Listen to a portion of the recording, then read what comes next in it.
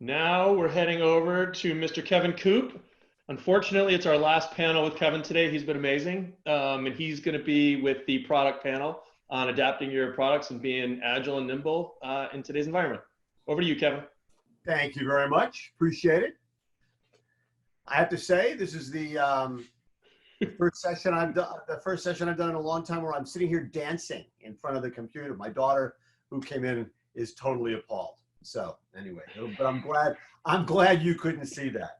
Our next panel is going to be about adapting your products. And while the earlier panel that I did looked at retail, on this side we're going to look at the product side and talk a little bit about innovation on that side. And we have with us four fantastic panelists. We have Jessica Hauff, who's the SVP of e-commerce at L'Oreal. I guess she's been busy lately.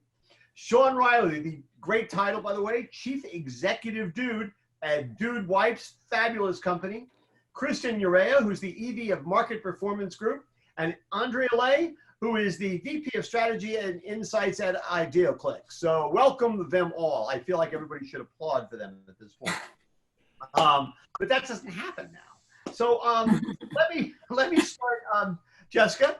Let me start with you get the ball rolling here.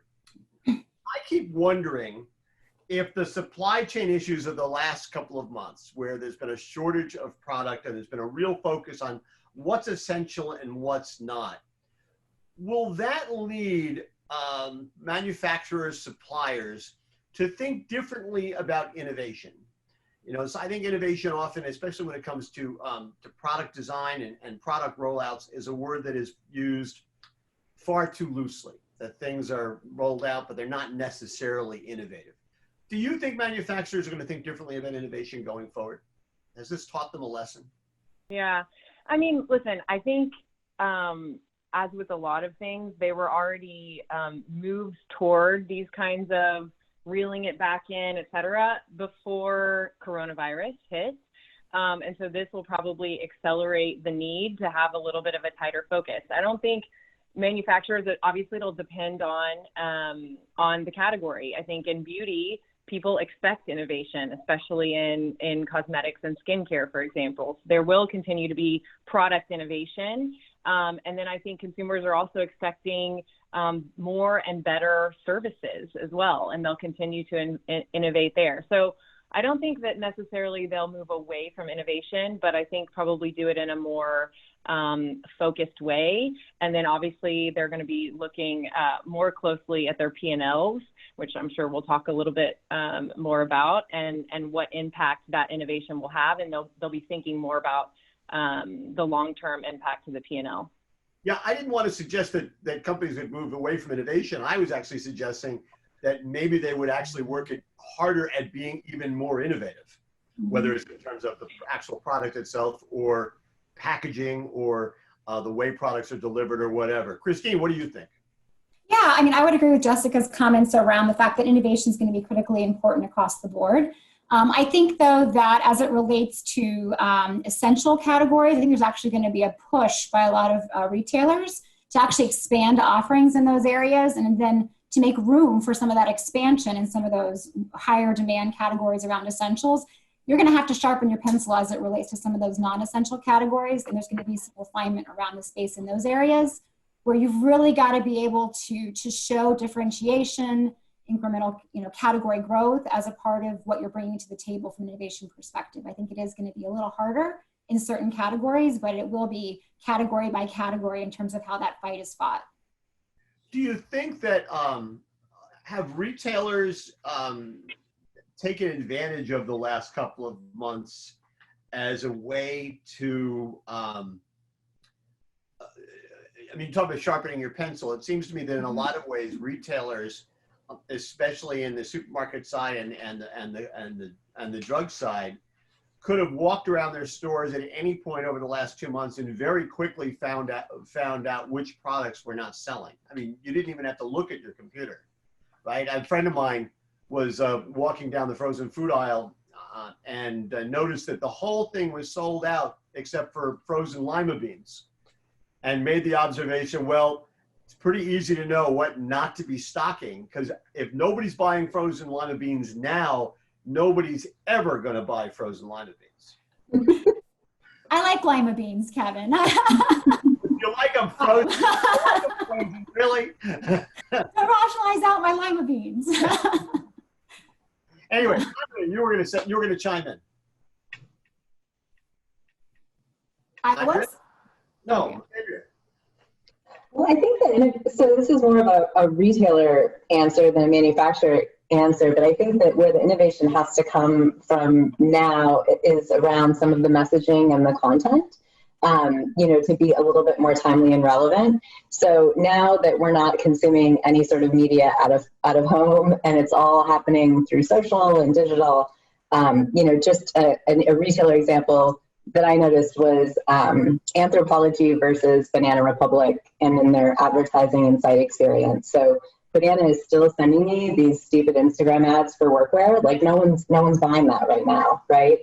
And overnight, Anthropologie, on the other hand, figured out a way to pivot all of their site messaging and created a whole lifestyle section of their site about working from home and sprucing up your home office and at-home playlists and figuring out additional ways to engage with consumers, even though they're not in what would be considered kind of an essential category right now. So I do think that there's some innovation that can happen. It's not necessarily just about the products, but it's about how you're communicating with the customers and really understanding where they're at. That's a really good point. I mean, I think we could, if any of us who've been watching TV and you're seeing TV commercials, it's pretty easy to figure out which companies are the ones that either shot new commercials really quickly or recut other footage and did new voiceover, as opposed to just the ones that are just letting it run, right? Because if you watch a TV commercial where people are congregating and shaking hands and hugging and kissing and standing around the barbecue, you go, no, you're going to spread the virus. Don't do that. As opposed to, other companies that have done a really good job of addressing the issue. Hey, Jessica, have you started talking? And I have to ask, is Sean on? I don't see Sean's picture in the upper bar, and I want to make sure. Is Sean on? Yeah, I'm right here. Okay. Oh, great. Hey, Sean. Hey, what's up, Kevin? So what do you think? Do you think manufacturers in general and your company specifically, which is amazingly innovative for real, do you think, will there be a different way you'll come and address the idea of new products, product rollouts, thinking about innovation in a different way? Yeah, I mean, I think you kind of maybe have learned the lesson that you want to have stuff that the consumer wants when the shit hits the fan, for lack of a better word. But, we got, like an example, we have a Dude Bomb product, which is like a toilet air freshener product, which is kind of a new innovative launch for us that kind of got deemed non-essential during this whole thing. Dude Wipes was obviously in the midst of the whole toilet paper craze. So we saw a ton of growth there. So, it kind of allows you, however your current business works, to step back and say, well, what is just something core here that the consumer needs and how can we do that better? So almost, kind of going back to your roots or almost simplifying and then innovating back into what you think is like, an essential item because, possibly a little recession proof or pandemic proof. So that's one thing that just enlightened for us, kind of what we were doing very clearly almost made us say, oh, we need to double down back into that. And we need to look at other things that maybe you can live without as things that might be less important kind of going into the future. So one of the things that, we did was just launch the Dude Wiper 1000, which is your at-home bidet attachment for the toilet. So that's a way for us to even double down on innovating, the butt wipe realm with a new product that isn't even a wipe, but these are both things that, no matter what, they're kind of like food and stuff like that. Whereas maybe like higher end beauty, like things that we were looking at, we said, hey, that's just an area where we maybe have to pull back innovation dollars and just redeploy them back into what we do best. So for us, it helped us like focus more, I would say. It's funny though, that because what you say there makes me think that, essential is different for different people, right? Right. People may not have found the Dude Bombs to be essential, but if you've ever had teenage sons, you know exactly how essential they are. So I would.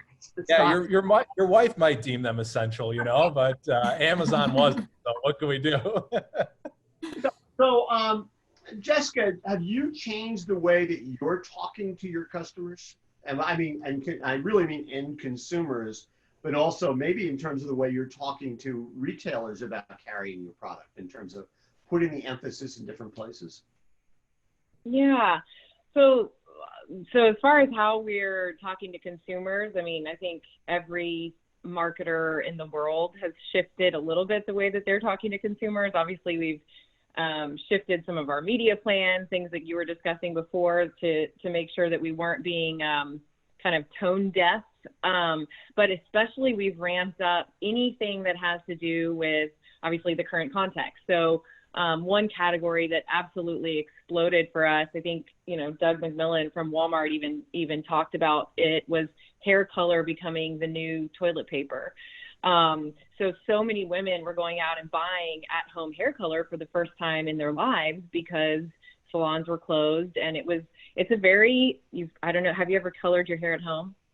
Me, no. I It can be a somewhat intimidating process. I actually did it. I work in beauty, and I did it for the first time during the pandemic. So it can be somewhat intimidating. You know, it's messy, it smells. There's, you know, a pamphlet that's, you know, 4 pages long of instructions and warnings and things like that. So kind of to Andrea's earlier point, we really ramped up, especially digital content around, you know, helping people pick the right shade, helping them with their first time application, how to follow up, et cetera. So still trying to be very consumer focused, obviously, basing it on data, basing it on things that we know from our consumer decision journey, you know, insights work. We know what the biggest pain points are, and then we've seen which ones are exacerbated by the current climate, and we've done content. And really, and the other thing is we've redeployed resources. So we have, for example, at L'Oreal, a tech center of women and men who are doing, you know, constantly trying out new products, coming up with innovation, testing it on people, et cetera. Well, as we can't go into the office, what were those people doing? They really didn't have much to do. So we've turned them into kind of ambassadors, and they started creating content, doing live chats, webinars, et cetera, with consumers. So really thinking about creative ways to just connect with consumers and make sure that they know we're here. Well, you're a great advertisement for somebody who'd never done it until. I mean, I think it looks pretty good. I don't know. Kristine, what are you seeing out there? Are you seeing companies that are changing their messaging that are, and to what degree do you think that might be sustainable in the sense that it'll go beyond whatever this is that we're in, however long it lasts? I think the beauty category is a great example, and Jessica's, you know, how they pivoted their messaging is exactly right on target. And so one of the things that we've seen is not only the uptick of hair care products, but all of nail care products and all of the accessories with hair care, and this DIY movement, where we call it, now you can flex your new skills. Like, people are learning, you know, and hair clippers, right? Women are cutting their husband's hair and doing pretty good at it. And so I think some of that actually is going to stick around. I for one, am going to be right in my salon the minute I'm allowed to. But I think that some of the tactics and the techniques that we've learned along the way, and the content Jessica mentioned that's been out there, that kind of not only provides the guidance, but encourages you to do it on your own, has been, I think that's something that's going to sustain for a little while. And I think that we'll start to see, plus the other side of this we haven't talked about today, is that we are probably moving into a recessionary environment, and we need to find budget savvy, you know, solutions for some of the things in our lives that used to be extra luxuries. And I think that some of that move of prestige beauty over into mass that we saw in the last recession will take place. And folks like Ulta and Target, I think that they're going to be primed in the beauty category to really, you know, reap the rewards because of all of that extra knowledge everybody has now, and all of that empowerment they feel to do it themselves. That's such a good point, that we're going to take a double hit, and they're going to be, and it's not going to all happen at the same time. Some of it will, but we will have a recession that will last. Well, who knows, right? We don't know at all, but it's likely it will extend beyond whatever the immediate pandemic issues happen to be, and will take longer to come out of. And I think that's unusual. I'm not an economist, but it sounds unusual to me. And certainly, I think potentially changes the attitudes and buying habits, especially of young people. I don't know to the degree you all would think this, but we have an entire generation of people whose earliest memories in some ways are 9/11, right? And then 2008 and now this. And their attitudes towards shopping and consuming, I think to some extent, are being shaped by the fact that they've been exposed to this stuff that many generations had not been exposed to before. Yeah, I think it was Selena from Amor Vert who said that earlier, right? She was talking about how purchases are going to be so much more considered than they were in the past. And Kristine, I totally agree with you. I think we're coming out of this with a big DIY trend because of the economy, but also because people have had to do all this stuff for themselves for a while and realize like it's not that big of a deal. And I think the retailers who figure out how to shape their assortment around that a little bit are going to be the ones that win. Absolutely. I've asked over the last couple of months, I've asked a ton of people the following question. In stores with lots of product, and I really talk about like supermarkets and drugstores as being the center of this, that stores that traditionally have carried 45,000 items, and by the way, I'm not obviously including like Amazon in this, or Walmart.com, but stores that have traditionally carried 45,000 items have got to figure out which of those are really essential and whittle that down to maybe something like 4,500 SKUs and carry the rest in the dark stores, in micro-fulfillment centers, have them on auto replenishment like Replenium, do those kinds of things to create a retailing experience that's more focused. Is that the kind of thing as on the product side that you folks could get behind? Is that a good idea from your perspective, or is reducing SKU count in the physical store heresy? Depends if I get caught or not. No, I mean, one thing we noticed too on that is I agree, like making the selection more simple, but like suppliers who don't have a lot of diversity in like a category, that's kind of why they ran out of toilet paper or flushable wipes, and suppliers who carried more brands were actually able to serve the customer better. So we noticed that just in some of our retail chains, Cottonelle and Kimberly-Clark and Charmin, they would all sell out, but because, some of the more innovative chains had deeper, more diverse supply chains, they were able to, bring in more dude wipes, and our supply was heavier at that time. So I think there's also, when you're looking in certain essential categories, I think some retailers are saying, I wish I didn't bet the farm on two big brands, because when demand exploded, those guys just can't serve everybody. So that's one thing I think that could happen in a retailer's merchant's mind. I would agree with that. And I think that, this is what I was referring to earlier, Kevin, when I say, retailers have been talking to us about SKU rationalization for quite a while now, right? Like, especially on the e-commerce side, where there's much more of a shorter head, and they're trying not to have as long of a tail because it's expensive to source and to hold all of that inventory. So I think there was already a move to rationalize, and I think it'll just be to your very good point, Sean.